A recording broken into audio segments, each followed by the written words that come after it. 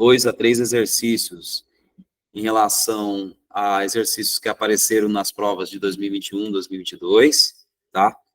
Mas, essencialmente, a gente trabalha esses formatos. São 7 referências principais dos formatos de geometria em relação à área, que é o círculo, o retângulo, o losango, o trapézio, paralogramo, o triângulo e quadrado. A gente vai perceber que as fórmulas entre esses 7 formatos, elas podem se resumir a 2 até 3, se você fazer algumas representações, só trocando as nomenclaturas, né? E aí você acaba direcionando todas essas fórmulas, essas 7 fórmulas, a pelo menos 2 a 3 fórmulas apenas. Esse slide a gente vai deixar anexo lá no material de apoio de vocês, na plataforma, aí você pode estar acessando. De toda maneira, a gente vai poder revisar também durante o presencial. As fórmulas são indicadas da seguinte maneira. O círculo com π, r ao quadrado, né? O π valendo 3,14. Retângulos, quadrados e paralogramos, por mais que recebam nomenclaturas diferentes, do tipo base vezes altura, ou comprimento largura, ou lado vezes lado, essencialmente é a mesma forma. Ela trabalha 2 dimensões, uma sobre o comprimento, outra sobre a largura. Então, às vezes, pela questão de diferenciar os formatos, a gente acaba classificando com nomenclaturas diferentes, mas nada que você não consiga adaptar, digamos assim, em relação aos outros formatos, como quadrado, paralogramo e retângulo.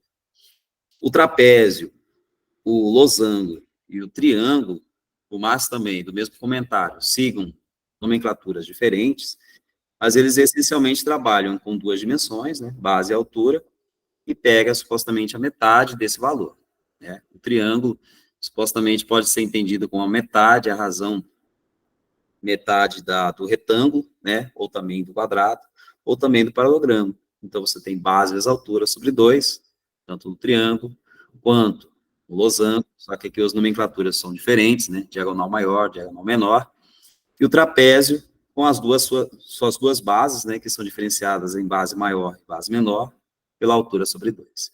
Então, todos esses direcionamentos aqui acabam sendo consolidados, essencialmente em 3 grandezas: base vezes altura sobre 2 e πr ao quadrado. Então, por mais que sejam 7 observações, a gente acaba resumindo elas a 3, mudando, logicamente, as nomenclaturas. A gente vai tentar observar isso em exemplos. Vamos ao primeiro. Eu vou tentar aqui, de certa forma, resumir quais são as características principais que esse tipo de assunto, esse tipo de conteúdo, área, pode apresentar. É lógico que a gente não espera que o exercício propriamente vai aparecer lá, uma base, uma altura, e você tem que calcular a área tão facilmente.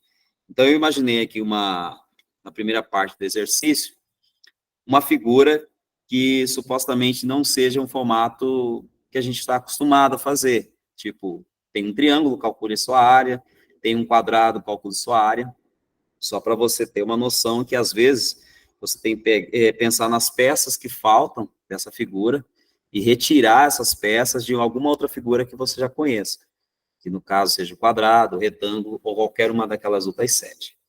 Vamos ler o enunciado, ó. O professor de matemática de certa turma, ao abordar o conceito de área de figuras, apresentou aos estudantes um painel com formas geométricas para analisar e determinar a área ocupada pela figura ABCD, representada no interior do quadrado.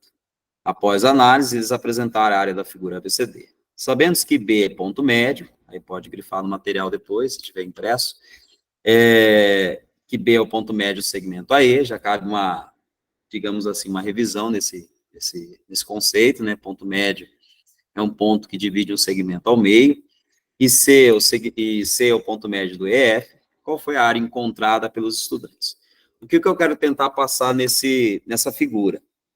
É que, essencialmente, não temos aqui uma fórmula pré-definida para essa região quadrilátera aqui, que ele batizou de ABCD. Então, qual vai ser a grande sacada aqui? Imaginar que isso seja um quadrado formado com essas partes que faltam, né? Que seria esse triângulo BC ou esse triângulo CFD, e aí retirando desse quadrado esses dois triângulos, a gente vai ter a área solicitada. Então, nesse quesito, nessa orientação, você percebe que não temos aqui uma fórmula pré-definida, mas a gente pode estabelecer o cálculo de área apenas ocupando-se ou buscando aquelas formas que a gente conhece. Então, como poderia ser feito isso? Então, essencialmente, temos triângulos que devem ser descontados de um retângulo, ou um quadrado. Aqui eu tenho o triângulo verde com o seu ponto médio, que foi a informação inicial, que é 25 metros. Então, o seu ponto médio seria 12,5, né? Na referência de 2,5 por 12,5, essa área ficaria 12,5 por 12,5 sobre 2, 156 sobre 20,25 sobre 2, daria um aproximado de 78,125. O triângulo destacado aqui em roxo, que é o CFD, é um triângulo de base 12,5, que seria a metade do 25, e uma altura aqui, FD, de 25 unidades. Fazendo o produto, 312,5 para 2, 156,25. A área, pensando no retângulo como um todo, ou um quadrado propriamente dito, né, a gente vai perceber que todo quadrado é retângulo, vai ter uma área de 625. Então, basta fazer a diferença entre o todo imaginado e os dois triângulos que supostamente foram compensados aí nessa figura para que eu tivesse essa estrutura quadrangular, né, retangular, bem definida, para saber supostamente o valor da área. Então, o que está sendo colocado aqui? Que nem sempre, só para ficar enfatizado isso, nem sempre temos formatos literais, digamos assim, convencionais ao que está no livro, onde você tem ali um triângulo, onde você tem um losango, um quadrado, retângulo e assim por diante. Você, às vezes, vai enfrentar figuras deformadas, digamos assim, entre aspas, e você vai ter que supostamente imaginar que essa figura possa ser enquadrada em cima das figuras que a gente já conhece, para depois você fazer o cálculo de área, imaginando que poderá ser descontado essas figuras que você supostamente acrescentou. Então, esse é o principal raciocínio aqui nesse primeiro exemplo, né? Tentar perceber na figura que está não adequada àquelas outras 7 figuras, né? O círculo, o trapézio, o losango, enfim, mas você tentar encaixar por figuras conhecidas para se assemelhar com uma fórmula que você já conhece, tá? A principal mensagem desse primeiro exemplo é essa. O segundo exemplo, vamos pensar que isso também pode aparecer em outros formatos. A gente pode combinar um conceito em cima de um outro assunto matemático. Nesse caso aqui, bem básico, ele vai tentar trabalhar a probabilidade. Vamos pensar o seguinte: o dono de uma academia, em comemoração ao aniversário do estabelecimento, pretende distribuir a cada um de seus frequentadores toalhas de mão de 22 de largura e 30 centímetros de comprimento, em formato retangular. Sabendo que em cada toalha será estampada, de forma centralizada, a logomarca da academia, cujas dimensões serão 12 de largura e 20 de comprimento, em formato retangular, determine a porcentagem que essa estampa ocupará da área total da estampa. Bom, tranquilo esse exercício. Aqui eu trouxe ele só numa iniciativa de você perceber que eu posso colocar, podem colocar, né? A geometria vinculada a outros conceitos. Esse aqui é um conceito básico, probabilidade, no caso de porcentagem.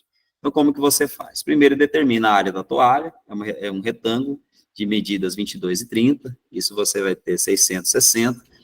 Esses cálculos aqui dá para ser feito de forma rápida, né? É só imaginar que o dobro de 30 é 60, aí você coloca o valor 60, o 6 e o 0, e no meio você soma o 6 com 0, formando 660.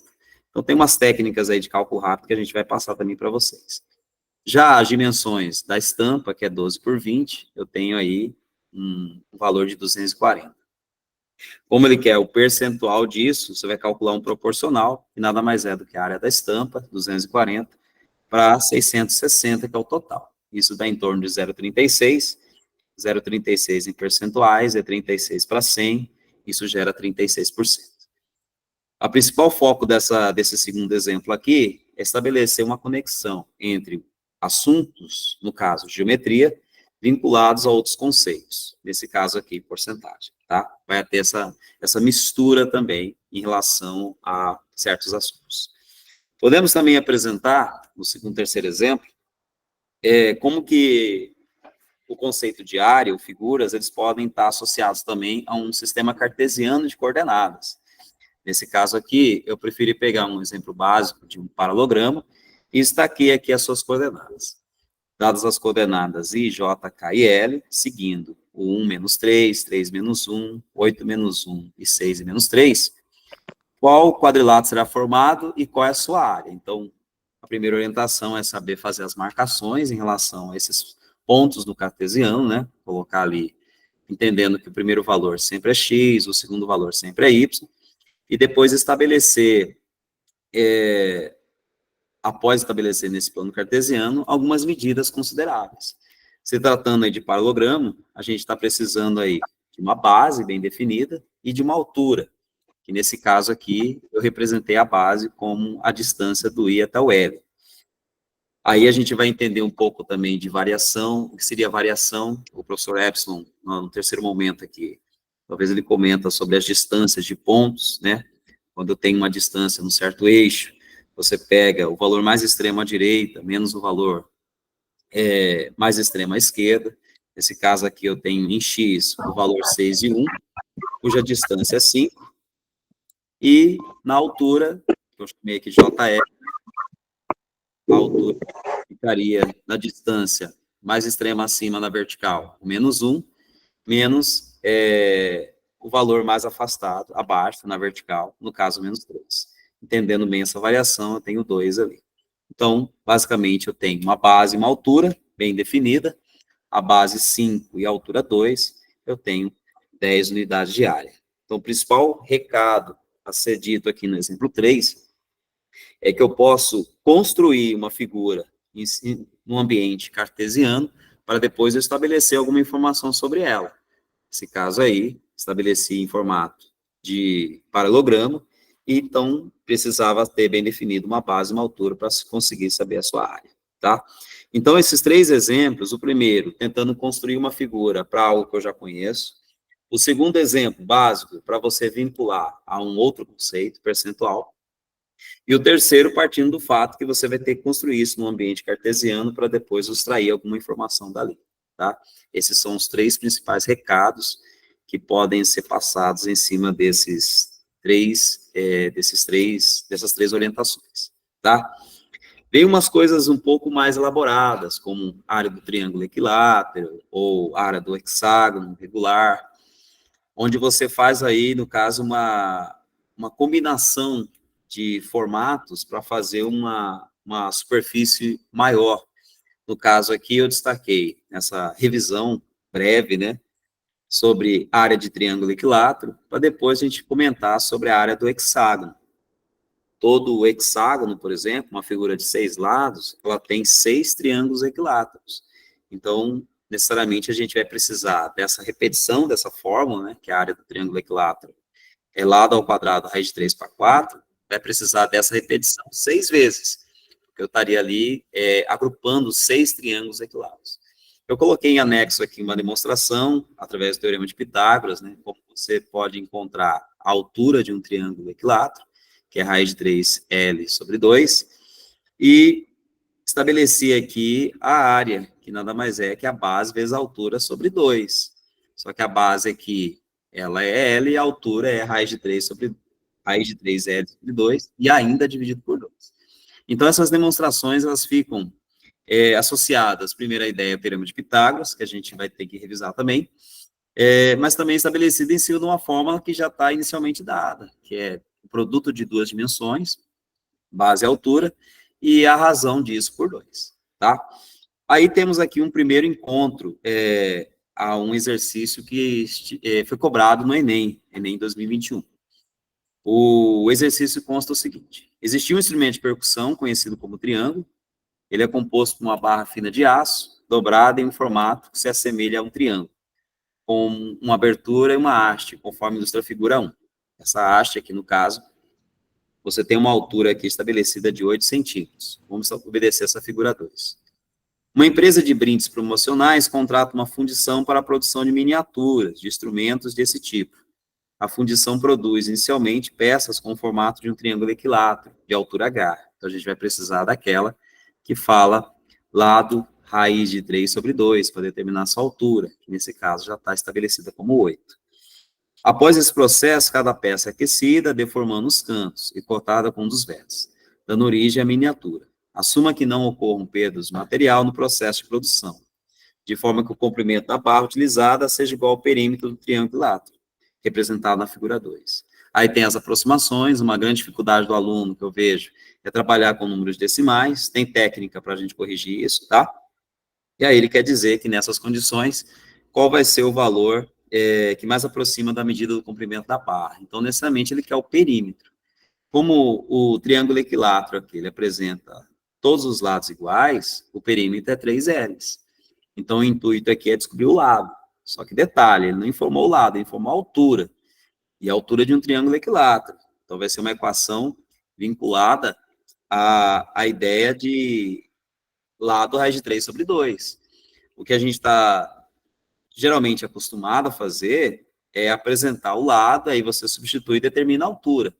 Então, nessa equação aqui, não foi dado o lado, e sim a altura. Então, a gente vai fazer um processo inverso, digamos assim, para estabelecer o valor do lado, tá? Então, a equação que a gente vai resolver é essa. Lado raiz de 3 para 2 valendo 8, que é exatamente a altura na figura 2. E aí, operações básicas, né? O que acaba atrapalhando alguns alunos são as operações básicas. Se está dividindo por 2, você vai passar multiplicando. Adiós, amigos. Então, vai ficar 16. Se é lado raiz de 3 valendo 16, eu tenho uma razão, né, de 16 por raiz de 3. Aqui, um processo básico, fazer o processo de racionalização, né, você determina a raiz de 3 próximo ao 16 e tira o radical de baixo. Então, vai ficar 16 raiz de 3 sobre 3. E lembrar, como eu disse, que o perímetro é 3 vezes o lado. Já que está sendo dividido por 3 e também multiplicando por 3, você supostamente divide 3 por 3, ficamos apenas com 16 raiz de 3. 16 raiz de 3, obedecendo a aproximação, é 16 vezes 1,7. Aí vem um processo aqui para você fazer isso rapidão. 16 vezes 1,7, pensa que fosse 1. Então, 16 vezes 1 dá 16. E aí, você faz o 16 vezes 7. 16 vezes 7, se fosse 10, seria 70. Se fosse 6, seria 42 a mais. Então, são 112. Como é decimal, 11,2. Então, 16 mais 11,2, temos aqui 27,2. Esse procedimento, a gente vai acabar orientando com mais tranquilidade, tá? Na aula, para que você possa conseguir usar essas aproximações com mais facilidade. Principalmente a número π, né, que é o 3,14. Bom, eu, seguindo esse roteiro, né, de cálculo, podia estender aqui para o triângulo, para a figura hexagonal, onde, como eu já disse, é um comportamento que usa 6 triângulos equiláteros, então seria 6 lados ao quadrado, a raiz de 3 sobre 4, só que aqui eu preferi deixar no formato já fatorado, né? Então, se é 6 sobre 4, ficaria 3 para 2.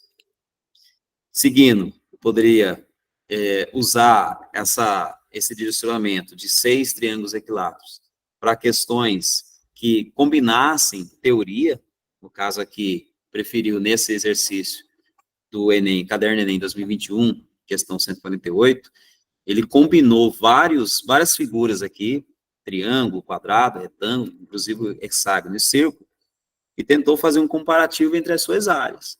Às vezes, as figuras triangulares, quadradas, retângulos, são mais fáceis de calcular.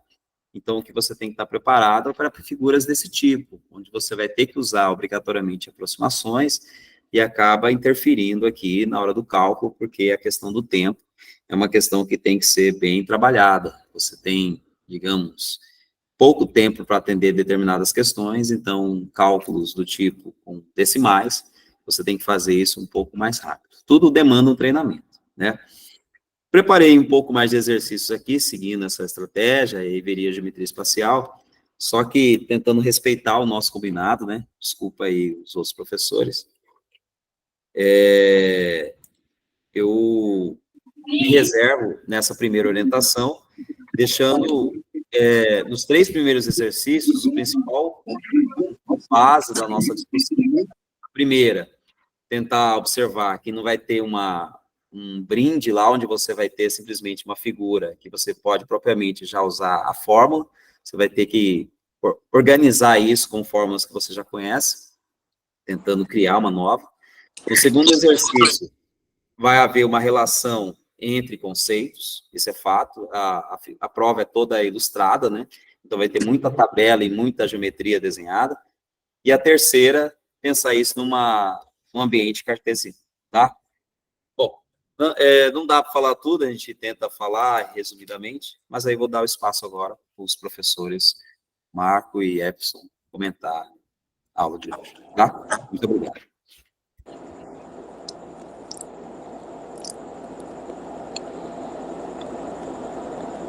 Marco? Estou na área aqui, João. Excelente aula, boa explicação. Rapaziada, tá mandando dúvida no chat aí, perguntando. Aqui no cantinho superior, você vai ver que a aula está sendo gravada, tá? Então, essa aula está sendo gravada e a gente vai achar uma melhor forma de compartilhar com vocês, um jeito de vocês acessarem isso, terem acesso a esse material. A gente está organizando, estamos no início, estamos organizando aí, é muito aluno, é muita gente, a gente está tendo que criar uma escola online, tem que criar turmas, tem que criar salas de aula, tem que criar ambientes. Então, é uma parada que demanda muita tarefa, e a equipe está um pouco desfalcada. A Ana já falou no começo aí, ainda está faltando gente, está faltando pessoal, mas a gente não pode ficar esperando também, parado, sem fazer nada. E aí, por enquanto, é isso que a gente consegue fazer. Vamos se encontrar online, vamos se ver, vamos se animar, vamos começar a preparar o Enem 2024, e 2024 já está rolando. Estamos aqui para fazer acontecer, beleza, rapaziada? Mais alguma dúvida aí no chat? Levantar a mão não vai dar, viu? Levantar a mão não dá para atender todo mundo, porque, pô, 200 e tantas pessoas, se a gente for chamar cada mãozinha levantada dessa aí, não vai rolar, não. Manda a dúvida no chat. Eu vou começando aqui, eu quero falar com vocês hoje sobre geometria espacial, e a grande questão da geometria espacial é que ela vai aparecer lá na sua provinha para você ser ou ajudado, caso você saiba o que está rolando, ou ser sacaneado, caso você não tenha o domínio desses assuntos aí. Eu estou olhando para o lado aqui porque eu estou com duas telas, quando eu compartilho assim para escrever na tela, eu não consigo ver o Google Meet mais. E aí, fica tranquilo aí, vou olhando para a tela aqui, vou olhando para o lado para poder ver o que está rolando no chat, e vai dar certo. Olha só, a prova do Enem, ela, desde já quero deixar claro para vocês que ela vai trazer uma abordagem de teoria de resposta ao item. E aí, ela não vai priorizar só os seus acertos, ela vai considerar o seu desempenho ali na prova. Claro que de uma forma muito mais profunda e abrangente. E aí, por exemplo, você ter o domínio do assunto e conseguir responder questões que são classificadas como fáceis, é melhor do que você olhar para a questão e dizer, pô, essa é uma pergunta muito fácil, eu não vou me gastar, eu não vou me dedicar nela aqui agora e vou tentar resolver aquela que é mais difícil e mais extensa, porque eu preciso de tempo para fazer essa questão. Sua abordagem vai ser totalmente ao contrário.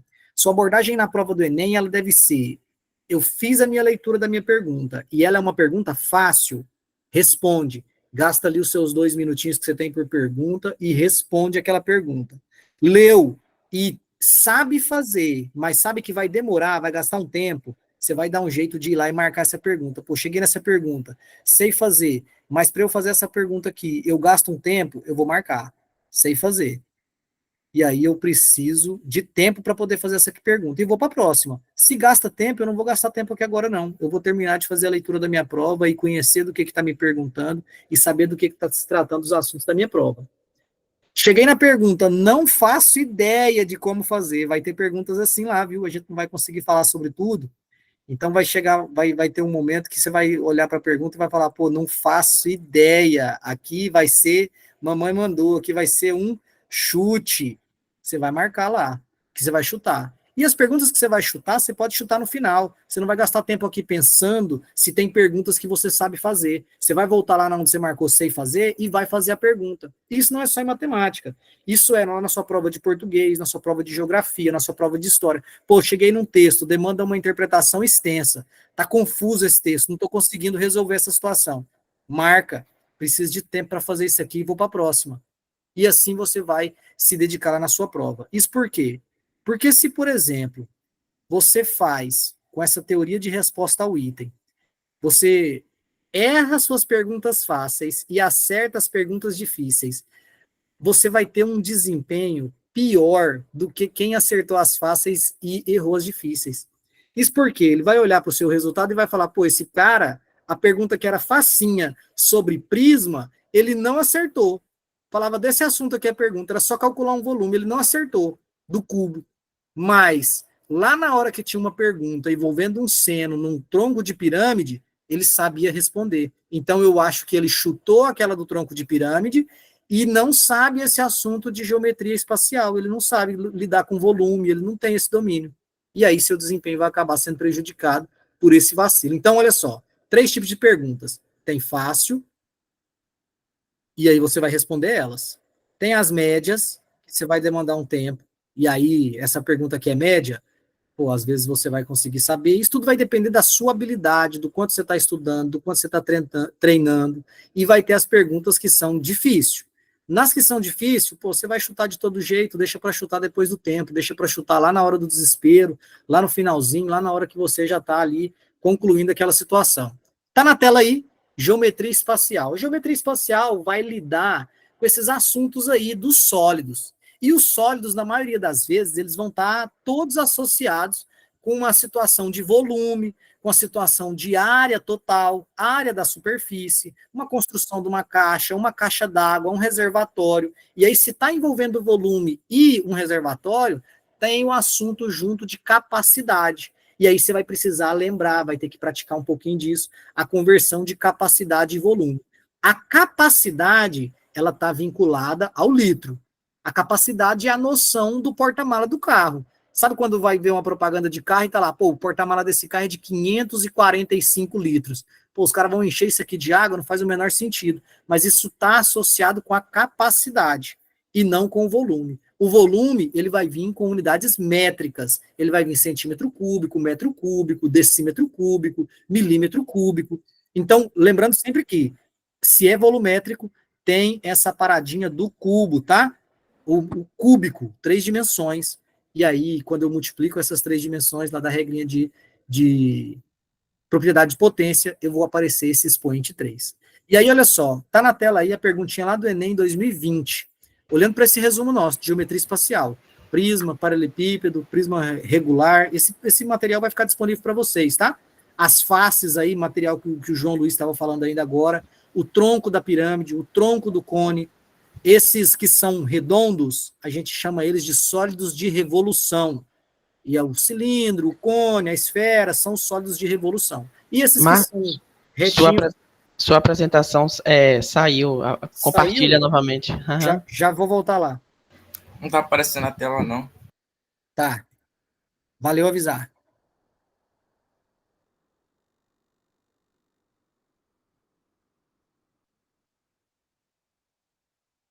Aí, beleza pura, tá na tela. Ok. Então, olha só. Aí tem um mapinha mental aí, um resuminho sobre o volume, sobre alguns sólidos que são mais comuns de cair. A prova do Enem adora esses dois aqui, ó.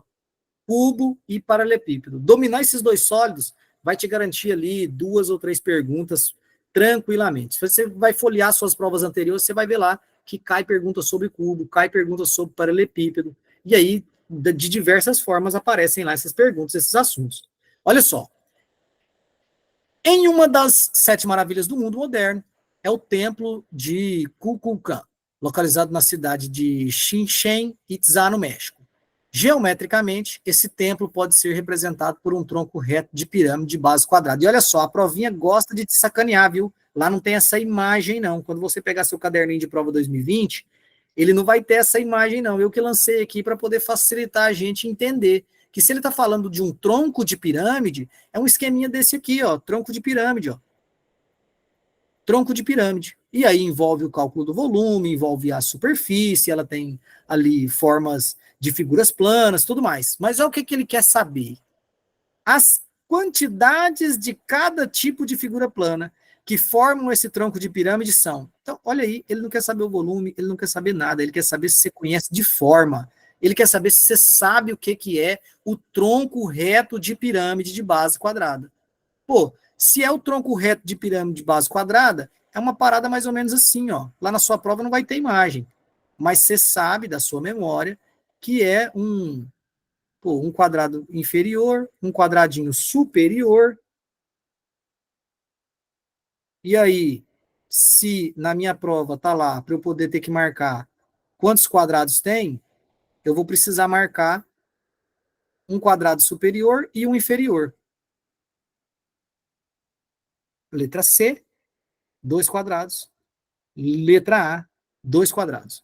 Olha só, ele está dizendo que é o tronco reto de pirâmide de base quadrada. Então, a base já é uma quadrada. E se ela é reta, a gente vai ver daqui a pouco que essas seções, esses cortes nas figuras que são retas, vão estar ali paralelos com a base. Então, superiormente falando, lá no topo do corte, tem que ser outro quadrado. 2 quadrados, portanto. E aí, a pirâmide, ela tem, quando ela é reto e de base quadrada, ela forma a pirâmide completa. Forma triângulos que são isósceles. Formam 4 triângulos que são isósceles. Como trocou, vai formar essa outra figurinha geométrica assim, ó, que recebe o nome de trapézio, parte da família dos quadriláteros.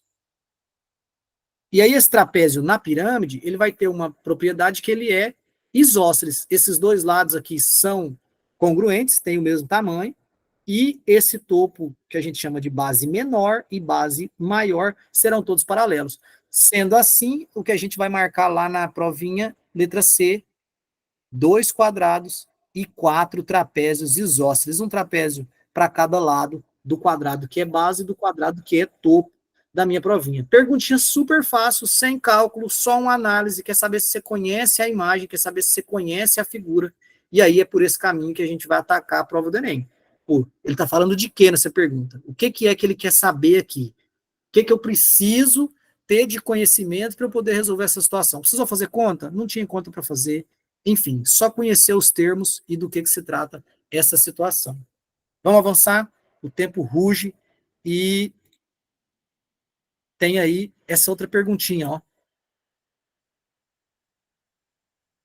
Num recipiente com forma de paralelepípedo reto retângulo, olha aí, mais uma vez o paralelepípedo reto retângulo, colocou-se água até a altura de 8 centímetros, e elas vão gostar demais de trazer esse textinho, uma história, uma situação, para te levar a confundir, te fazer ler bastante tempo ali. De altura até 8 centímetros. Bacana, já trouxe a figura, está mostrando até onde está. E o objeto que ficou flutuando na superfície da água. Para retirar o objeto de dentro do recipiente, a altura da coluna de água deve ser de pelo menos 15 centímetros. Guarda isso, ó. Só vai achar isso aqui quem lê, tá? Para a coluna de água chegar até essa altura, é necessário colocar dentro do recipiente bolinhas. Não vai completar com água, vai completar com bolinhas. De volume igual a 6 centímetros. Ele está falando desse cara aqui, ó, da esfera. Que ficarão totalmente submersas. Qual o número mínimo de bolinhas necessárias para que possa retirar o objeto que flutua na água, seguindo instruções dadas? Então, seguindo essa instrução, ele vai encher essa parada aqui com bolinha e não com água. Esse meu volume vai subir. E segundo o enunciado, ele não vai subir até o topo, até o 17. Ele vai subir, no mínimo, os 15 centímetros. Então, vai ficar faltando 2 centímetros aqui para poder transbordar, para poder encher. E vai encher com bolinhas. Ele quer saber de esfera? Não. Ele está dizendo qual que é o volume das coisas que ele vai colocar aqui. Pensando sobre isso, quando eu jogo uma bolinha aqui, esse volume vai subir um pouco, e vai subir mais um pouco, e vai subir mais um pouco. Ele quer saber quantas bolinhas ele tem que jogar para que esse volume alcance os 15, não os 17 da figura, e você consiga retirar esse objeto que está flutuando. Sendo assim, ele vai ter que subir aqui, ó, um volume de o que falta para poder dar 15. Até aqui eu tenho 8, faltam 7 centímetros para chegar em 15. E aí, olha só, o volume do prisma do paralelepípedo, ele é a área da base, 4 vezes 3, vezes a altura, 7. Eu só quero esse volume, eu não quero tudo. Só quero saber o quanto eu preciso para preencher essa parte. 4 vezes 3 vezes 7, lembrando sempre que essas unidades, esses daqui estão todos em centímetro, então esse resultado aqui vai ser em centímetro cúbico. Esse 4 vezes 3 é o que a gente chama de área da base, isso que o João estava falando agorinha. Esse 7 é o grande diferencial da geometria espacial, porque aqui vai estar envolvido sempre o que a gente chama de altura desses sólidos, né? A altura associada a ele. Certo é que o volume é esse, 4 vezes 3 vezes 7. Não vou resolver isso. O que ele quer saber? Ele quer saber quantas bolinhas eu vou colocar. Não é qual é o volume. Certo é que regra de 3.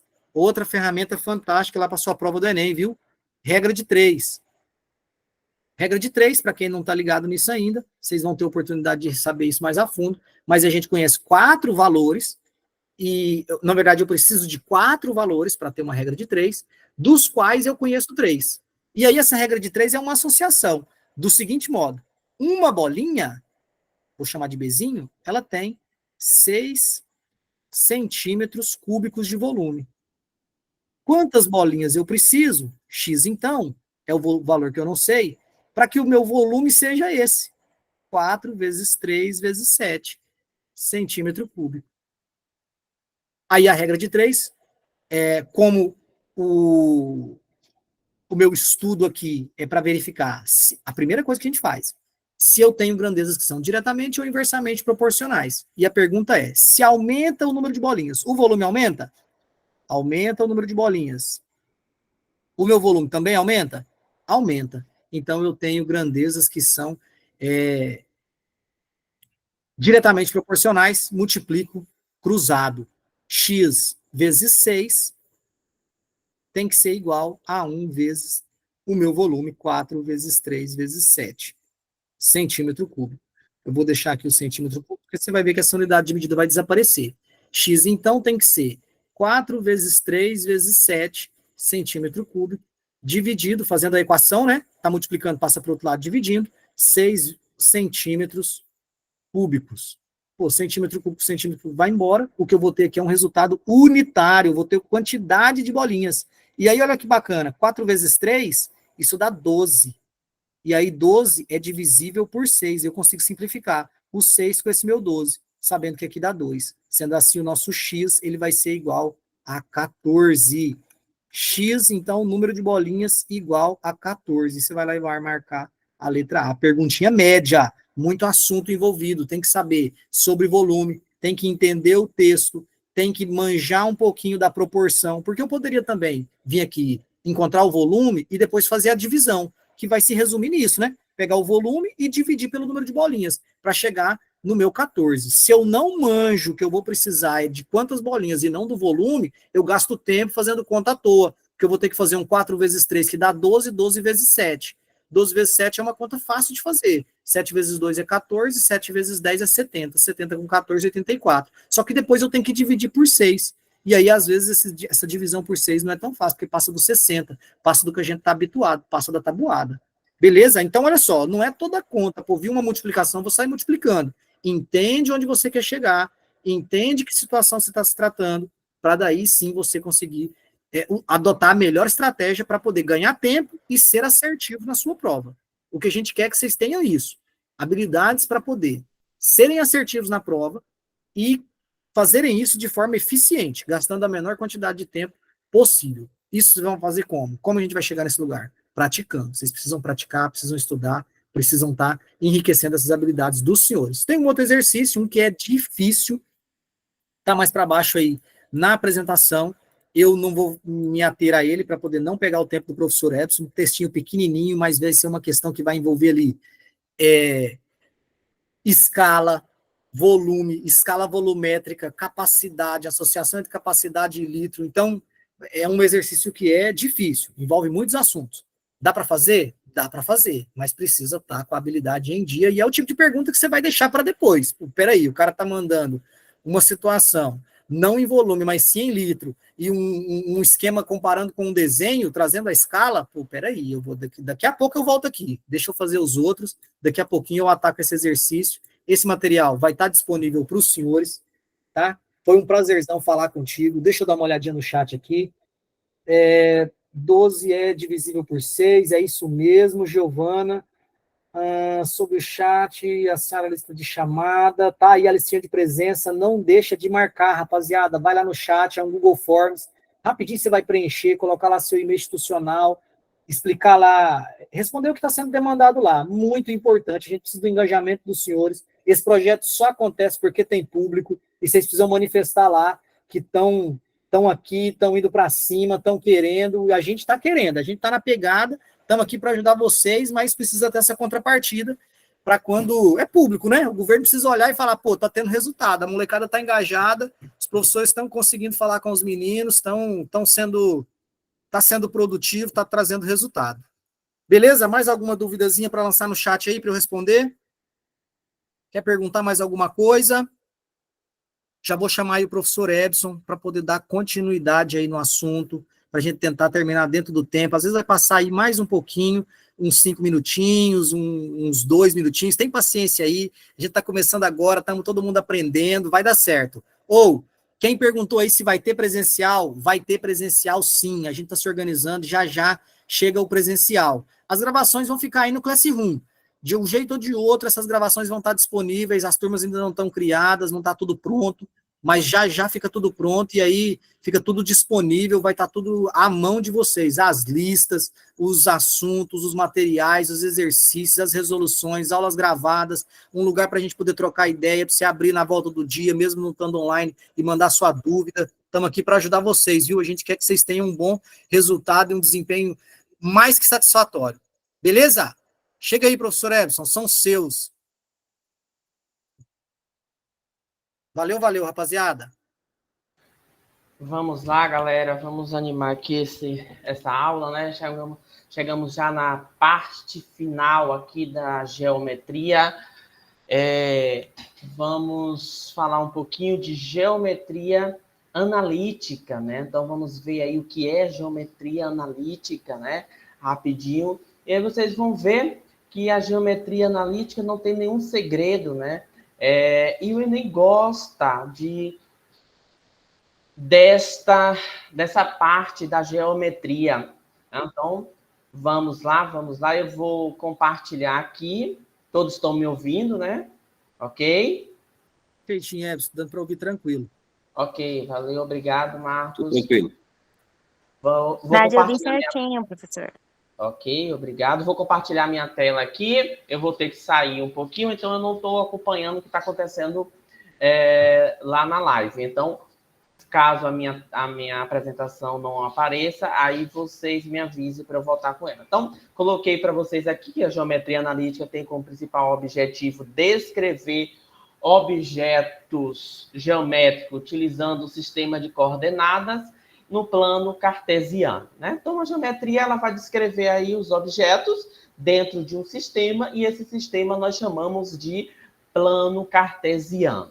Bom, e aí vamos direto para a nossa questãozinha do Enem, porque aí eu vou explicar tudo o que vocês precisam para responder uma questão que envolve geometria analítica, tá? Então, a primeira questão, a questão de 2022, né, de geometria analítica, e diz o seguinte: uma moça estacionou seu carro na interseção da Rua 1 com a Avenida A. Ela está hospedada em um hotel na Rua 3, posicionando a exatos 40 metros de distância da Avenida A, contando a partir da Avenida A em direção à Avenida B. No mapa está representado um plano cartesiano cujos eixos das abscissas coincidem com a Avenida A e o das ordenadas com a Rua 1, sendo a origem 00 o local onde se encontra estacionado o veículo. Os quarteirões formados pelos cruzamentos dessas vias formam quadrados de lado medindo 100 metros. Então, aí nós temos quadrado medido 100 metros. Então, vamos aqui. Então, a primeira coisa que a gente precisa entender aqui dessa questão é que vai estar esse gráfico lá na prova, e aí vocês têm que saber que o eixo X aqui, deixa eu pegar uma cor vermelha, o eixo X é o eixo das abscissa, né? É o eixo da abscissa. E o eixo Y é o que nós chamamos de eixo das ordenadas, né? Vou botar aqui um Ozinho aqui de ordenadas. Então, observe que esse eixo Y e esse eixo X aqui formam um plano, que nós chamamos de plano cartesiano, e aqui nós temos quadrantes. Então, nós temos aqui o primeiro quadrante, tá? O segundo quadrante, então aqui é o primeiro quadrante, tá? Segundo quadrante, terceiro quadrante e quarto quadrante, tá? Aqui são informações adicionais, ok? Então, aqui nós temos um quadrante que forma o plano cartesiano. Bom, mas o que é que a questão diz? A questão diz que a moça estacionou no encontro aqui das duas retas, aqui. Então, aqui observe que está o carro, né? E o hotel dela fica na Rua 3, né? É onde fica o hotel. E aí ele diz o seguinte, vamos voltar aqui para a questão.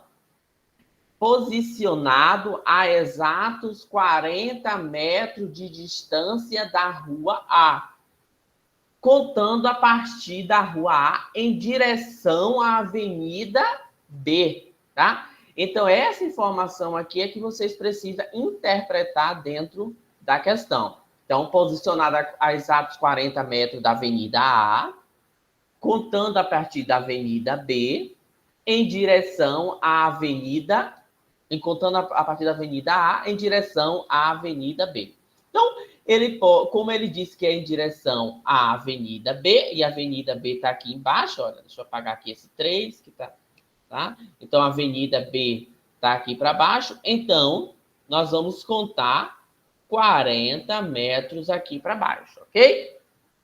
Só que ele disse o seguinte, que cada quarteirão tem 100 metros. Então, se cada quarteirão tem 100 metros, ele está contando aqui, isso aqui tem 100 metros, tá? Então, ele está contando da Rua A para a Rua B, ok? Então, vamos marcar aqui o meio, então vamos dizer que aqui tem 50, e um pouco acima aqui, olha, eu vou dizer que é os 40 metros que ele mencionou aqui em cima no enunciado da questão. Observe que ele disse posicionado a exato 40 metros de distância da Avenida A. Então, se está exatamente a 40 metros de distância da Avenida A, então significa dizer que ele está posicionado exatamente aqui 40 metros. E aí aqui você vai ligar e aqui você vai observar que, como é no eixo da ordenada que ele falou, o nosso 40 está exatamente aqui no eixo da ordenada. Então, observe que este 40 que está aqui embaixo, você vai vincar na sua alternativa e vai marcar. Mas observe que o único 40 que nós temos aqui é negativo.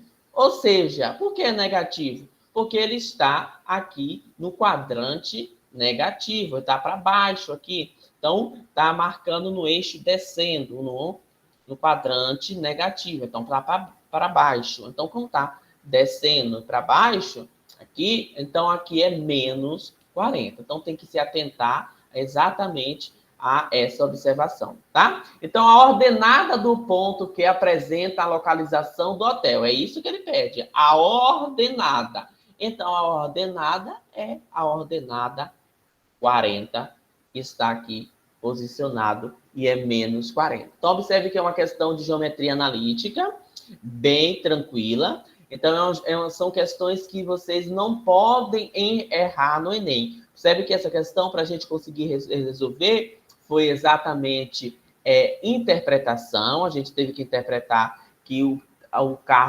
hotel dela fica posicionado a exato 40 metro de distância da Avenida A, contando a partir da Avenida A em direção à Avenida B. Então, só essa informação aqui você já queria, já conseguia localizar. Então, o que é que o Enem quer que vocês, alunos do ensino médio, que está concluindo lá o ensino médio, saiba? Localização. Então, aqui é uma questão de geometria analítica, de localização, tá?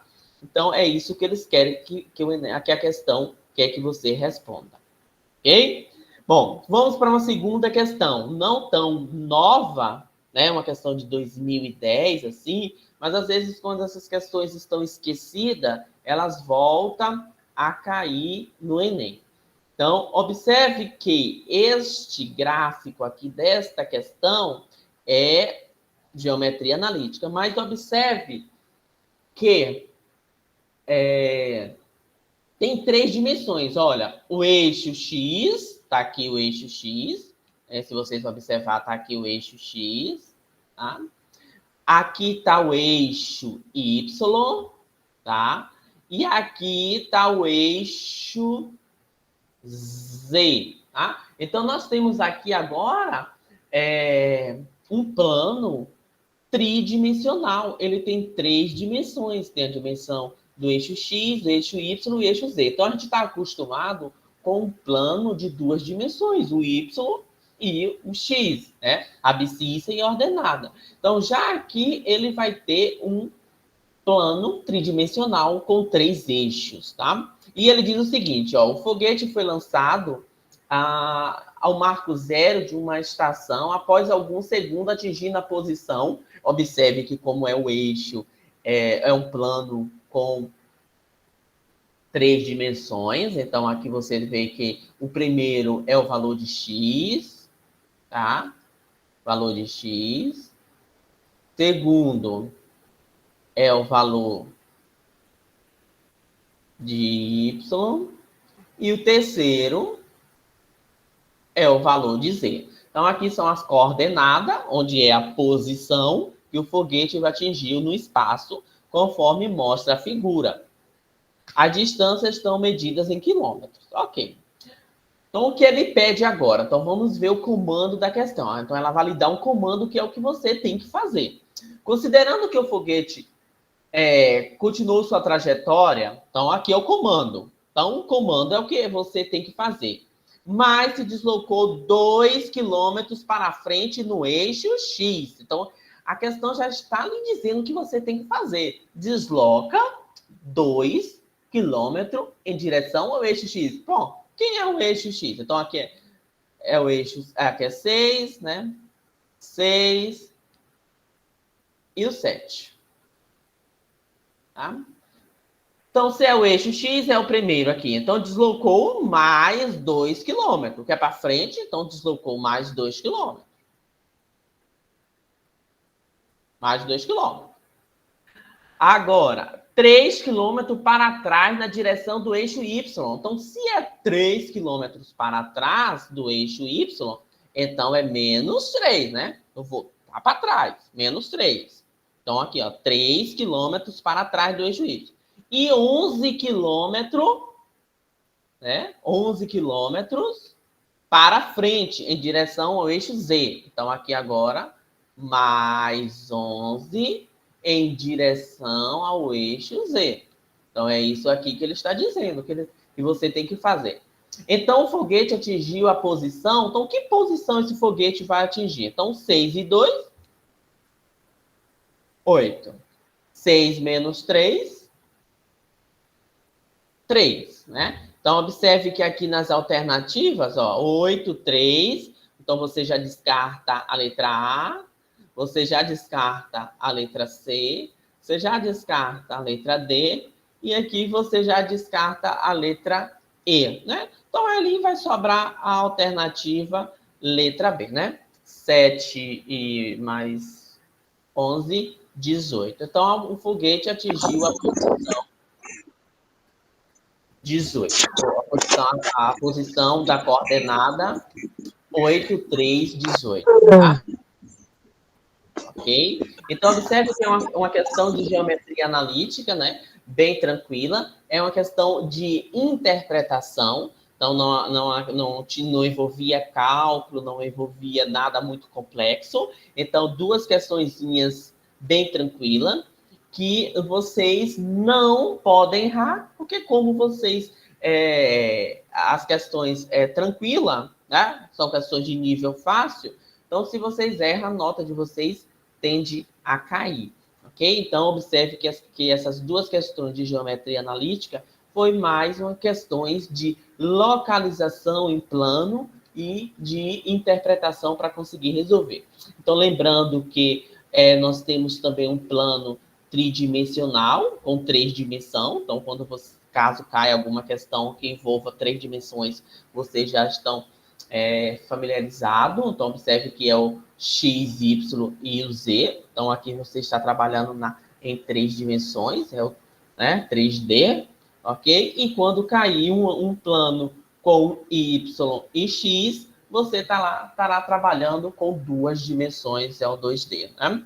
Nós trabalhamos. Então, aqui eu trouxe para vocês essas duas questões, ok? Para que vocês possam entender um pouquinho de como a geometria analítica, ela às vezes é cobrada de forma fácil, de forma tranquila, na prova do Enem, ok? Vou abrir agora para algumas perguntas, né? Alguém tem alguma pergunta? Como foi a aula? Alguém quer falar alguma coisa? Dizer algo? Pergunta. Lembrando que as nossas aulas agora que estão online, né? A gente está dessa maneira integrada junto com os professores, mas logo, logo a gente vai voltar para o nosso presencial enquanto a Ana termina de organizar, e aí sim a gente pega mais pesado. Uma pergunta. Pode falar. O senhor conhece alguns macetes que podem ajudar a gente com a possibilidade de resolver essas questões em um tempo mais curto?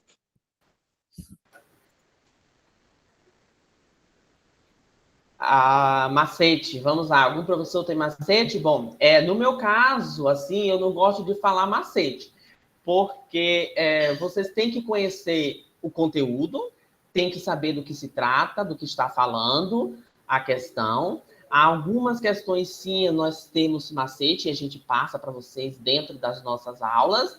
Mas, por exemplo, essas duas questões que eu trouxe aqui de geometria analítica, não dá para resolver com macete, né? Quer dizer que é bem tranquilo, não tem muito o que você está falando dela. É entender, interpretar a questão e resolver o que a questão está pedindo. Então, sempre quando eu trago questões lá nas nossas aulas presenciais, eu dou também uma ajuda para vocês de como vocês vão interpretar as questões. Mas algumas questões tem alguns macetes para ser mais rápidos. Acho que vai ser unânime essa conclusão. E o João pode falar um pouco também, se ele se sentir à vontade. Mas matemática, rapaziada, o macete ele vai vir só depois de internalizar o que está acontecendo, tem que entender o que é que você está fazendo. Porque o macete, não adianta a gente ficar aqui passando macete, mas se você não entendendo a totalidade da situação, cada situação é um esquema. E aí é aquilo que o João estava falando lá na aula dele. Tem hora que você vai ter que calcular uma área e é uma figura que você nunca viu